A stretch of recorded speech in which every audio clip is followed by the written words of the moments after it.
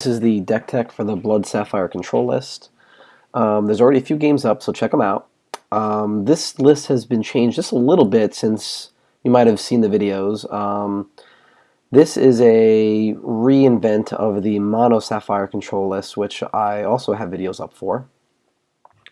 We are featuring a 61 card deck right now, but I think I'm going to change that as we watch. We'll see. Any changes I make here won't be reflected until Game 4 of the Sapphire Blood Control Deck series, because Games 1, 2, and 3 have already been posted with just about this exact deck list, maybe 1 or 2 card changes. So, currently we have 21, 25 sources. This deck needs to hit every source every turn, so we're running 25. I don't think I can go down to 24, so let's see what else we can cut here, because I want to maybe put in 1 Extinction. We're rocking the full 4 Persecute. It's a really good early game removal spell. It's only 1 blood, so we can get it out fast. And 4 Relentless Corruption. This card has been okay. I like what it does. In one of the games, it was just a 1-for-1. In another game, we cast it 3 times, so it gave us 1, then 2, then 3 cards. So that's 3 castings of the card for 6 of our opponent's cards. It's a pretty good rate. That's 2-for-1s, and I don't hate it. And then we have 4 Mastery of Time, which is sweet. Our deck is trying to take as much advantage of this card as we can. So to do that, we are playing Ancestors Chosen, so an extra turn means more of these guys go into our deck. 4 Eldritch Dreamer, they are still unblockable. Doesn't say it, but they are. So if we get one out, then we Mastery. We get an extra hit in with him. That means an extra card. The Archmage means that immediately upon casting the Mastery of Time, we get a free draw off of the Archmage because the Mastery is an action. So, in addition to support that base, we have 4 Oracle Songs, pretty standard.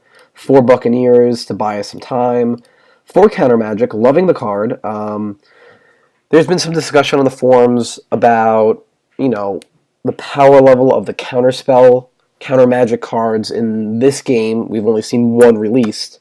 There's others that are in the spreadsheet of all the cards that are going to be released, but who knows how they're actually going to turn out. But I'm going to say that if you base your opinion about this on Magic: The Gathering, then you really have to interpret this from its own perspective. So it's 3 mana. And as far as 3 mana counterspells go in Magic, you're looking at cards like Cancel, which is 3 mana, counterspell, that's it. They just printed Dissolve, which is 3 mana, counterspell. You get to look at your top card if you don't like it, the top card of your library. If you don't like it, you can put it on the bottom. Definitely an upgrade over Cancel, since Cancel did nothing in addition. It just countered the spell. Dissolve countered the spell, and you get to look at the top card. If you don't like it, put it on the bottom. Other 3 mana counterspells over the years have been Counterspell, and then you can discard 2 cards from your hand to bring that counterspell back to your hand. It's called Buyback, Forbid. It was a great card, but, just another flavor. As far as 3 mana counterspells go, this one is pretty good. I mean, it counters a spell, and it makes all further copies of that spell, including the one you just countered, cost 2 more. So if we Buccaneer a card back to your hand, a creature, a troop, let's say we Buccaneered back, I don't know, an Ancestor's Chosen. We'll just throw it out there. Now it costs you 2 on your next cast. You cast it, we counter magic it. Now it goes to your yard, and the next one you try to cast is going to cost you 3, because the original is 1 plus 2 from counter magic. If for some way you buy back that original one from your graveyard, it's going to cost you 1 from him, 2 from the counter magic.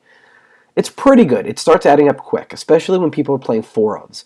Counter magicking something like, Wild Root Dancer.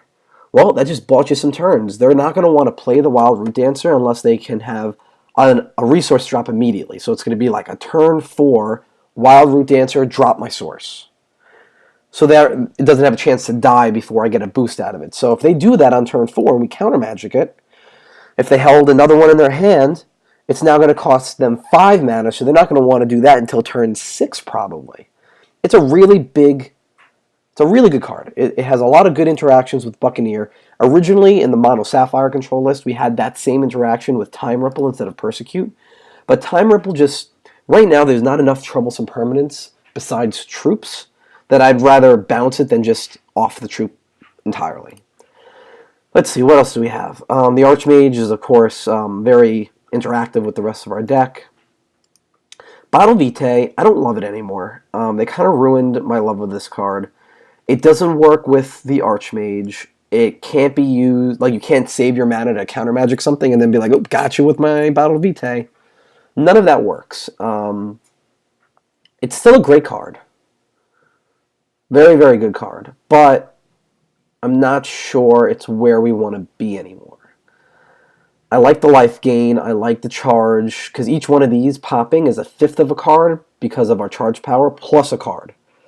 So, it's still really good, but I felt like the deck could use one extinction just to luck out with. Like, you draw it, you may not want it. It's okay. You draw 2, if we played maybe 3 or 4 in the deck, and I don't know if we're ever going to want to cast them. We never want to kill our own Dreamer. We only play 2 Archmages, so we're going to try not to throw them away. Buccaneers are kind of like, you stall with the Buccaneer, and then you want to trade off your Buccaneer. You don't want to bounce a card, and then Extinction kind of wastes the Buccaneer. You just put the dude back in their hand. If they don't recast it, then you have to wait for the Extinction. But the problem is, I'm at 61. I really don't know if I love the Bottled Vitaes. Let's see, what do our 1-drops look like? Alright, so if you want to... I know there's a way to do this. Deck stats. Let's see how this works. Blood Sapphire Control. Costs. Can we... I don't get it.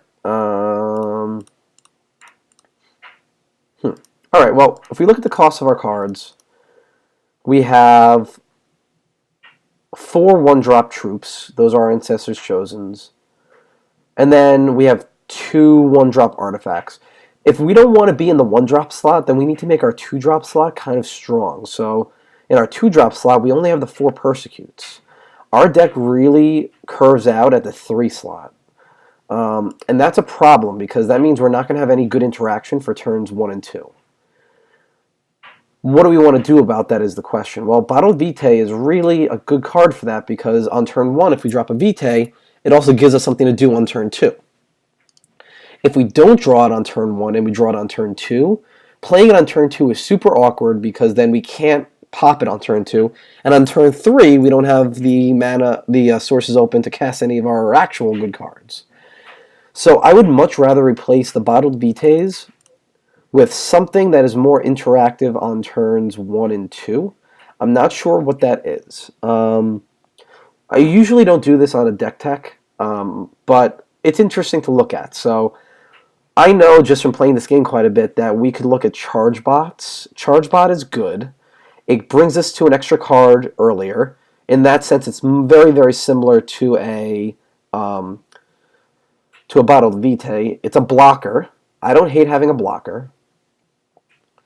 For Sapphire, there's really nothing. There's nothing for 1 or 2 besides maybe Time Ripples. And I already said I don't really like Time Ripple. Charge Bot might be the way to go here. Other options include Sapper's Charge. But on turn 2, I mean, it doesn't really do what we want on turn 2, but neither does the Charge Bot. Sapper's Charge is good. It's kind of like a Persecute. In conjunction with a Persecute, it can be pretty good. Goblin Cooking Pot is also an interesting one. It's basically the other side of the coin when looking at a Bottled Vitae. So where the Vitae and the Goblin Cooking Pot both have the same costs, they have the same activated cost. They're both basic actions to use. One draws us a card. This one discards them a card. One gives us a charge. This one they lose a charge. The other one we gain a life. This one they lose a life. So what do we think? We don't plan on ending the game before turn like 8 ever. So I would rather be drawing our cards than making them lose their cards. So I'm not really feeling this. And there's really no other options. Like a Chaos Key is kind of cute. I mean, it's good for later in the game. there's really not a whole lot of good options for us. We could play something to buy us turns. Like we could play the Shinhair that when it dies we get 2 0-1s now. It's pretty good. It doesn't really do anything with our deck though. So I don't know exactly what we want to put there. Maybe we just don't want anything. Maybe we just want to put in one extinction so that, yes, we take a beating early in the game, but as the game progresses, we have the opportunity to wipe the board clean and regain all that advantage. If we put in an extinction, though, do we want... I was at 61 cards because I was going 25 sources and I couldn't get any more cuts. Do we want to cut something here? Shards of Fate does not give us a charge, but now we have 2 cards we're going to want for double blood. Maybe we want to try it out like this, see how it goes. We'll give it a shot.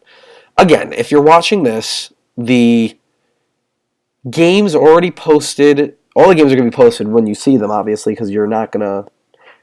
If you're watching this video right now, obviously the videos you're seeing are posted, but I've pre-posted, before this deck tech is even being made, I've already made 3 videos with this deck.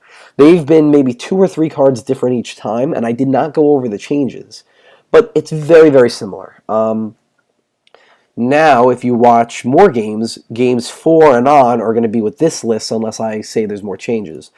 As far as champions go, we have a couple of options. They're all pretty bad, except for the 2 good ones, obviously. We don't want a worker bot. We don't want to exhaust our troops. We don't really care about draining them. Crannock is definitely an option, but instead of losing the life and having double blood, I think I'd rather just wait another turn, have our main color, not lose our 2 life because it might be relevant because we don't really have a whole lot of early interaction. We're going with Wyatt. I think it's the right move. Time will tell. So far, it's been pretty good. So I'm going to save it again and check back for a couple more videos. See you back.